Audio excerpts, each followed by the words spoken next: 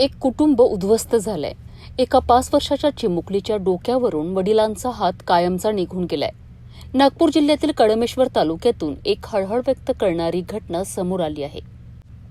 मृत व्यक्तीचं नाव हेमराज चिंदबाजी बोरीवार, वय अवघं 38 वर्ष. ते तेलगाव येथील रहिवासी होते. 9 एप्रिल रोजी दुपारी 4 ते 5 वाजताच्या दरम्यान त्यांनी शेतात जाऊन टोकाचं पाऊल उचलल्याची माहिती समोर आली आहे.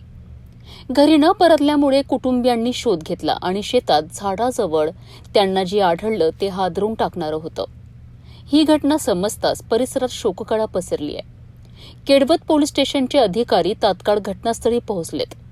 स्थानिक सामाजिक कार्यकर्त्यांच्या मदतीने पुढील प्रक्रिया पार पडली.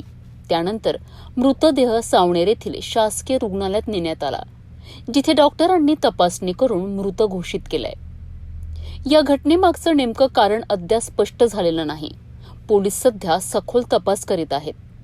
या घटनेत सर्वात वेदनादायक बाब म्हणजे त्यांच्या पश्चात पत्नी आणि अवघ्या 5 वर्षाची मुलगी आहे. एका चिमुकलीच्या आयुष्यातील सर्वात मोठा आधार एका क्षणात हरपला. ही घटना आपल्याला एक महत्त्वाचा संदेश देते. अडचणी कितीही मोठ्या असल्या तरी त्यावर उपाय शोधणं शक्य असतं.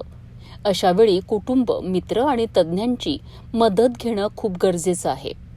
जीवन अमूल्य आहे आणि प्रत्येक समस्येचं समाधान असतं.